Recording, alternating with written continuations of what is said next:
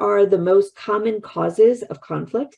I don't want to go into each of them too much, but I do want to focus on a few things. So lack of a collaborative environment. When I first entered this profession long ago, there was a real perception that research administrators were policemen. We were here to say no. We were here to impede the faculty member doing whatever he or she was trying to achieve. And I hope that that mindset is eroding over time, and hopefully you work in a college, a center, an institute, a university where this is not the prevalent perspective. This is where some people feel that there's the them and the us. Maybe it's the faculty and central administration.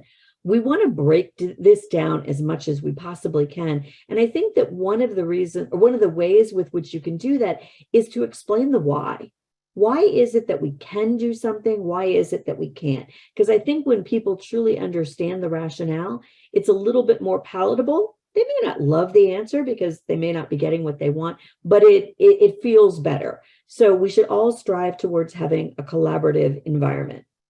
Lack of trust, candidly, sometimes people are not trusting from the onset. So it could be the very first time that you've met this investigator and he's coming at you from that lack of trust perspective. That may be normal. Other types, it may be that you had a good relationship, but something went awry in the past. And because of what happened in the past, they're not trusting you today. But this happens, and it happens all the time. We talked a little while ago about egos.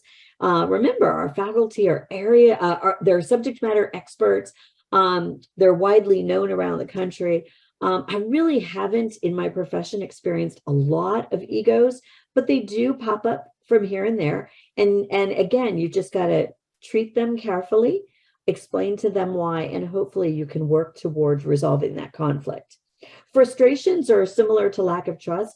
It may be that in Miami, we had the term the Miami shuffle, where you're passing that faculty member around. Nope, that's not my area. I can't handle that. Let me send you over to Jamie. Goes over to Jamie. Jamie says, nope, sorry, that's not my area either, and sends the individual to Kim. That is a root cause of frustration. It could also be that the faculty member is trying to do something and is being told no, and that's what's causing the frustration. Again, there's ways to combat that, to resolve that. Communication breakdown and lack of understanding, to me, are interrelated. They're intertwined. And I think that a big part of this is in our profession as research administrators, we often speak in acronyms, and those acronyms may be foreign to our faculty member. Likewise, we also speak in jargon, OMB, A21. Well, that's meaningful to us because we're research administrators, but if you ever cite that periodical to a faculty member, their eyes are going to glaze over. They're not going to know what you're talking about. So communication breakdown and lack of understanding is another common one. Indecisiveness, I think, often arises, and it could be that you don't know, you don't think you have the authority, and therefore you're communicating with the faculty member, but you're not taking them over the finish line. You're not giving her the answer that they're looking for.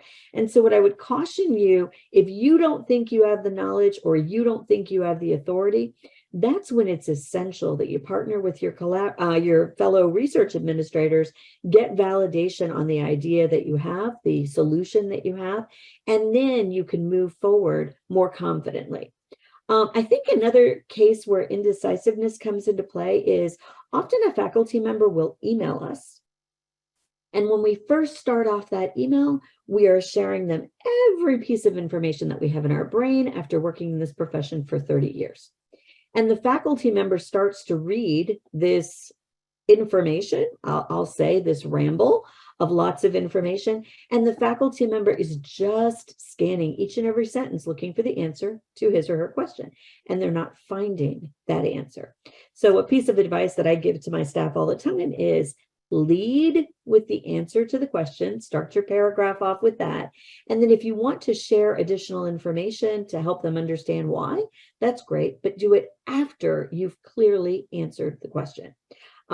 Hopefully indecisiveness is not a big component at your institution as well.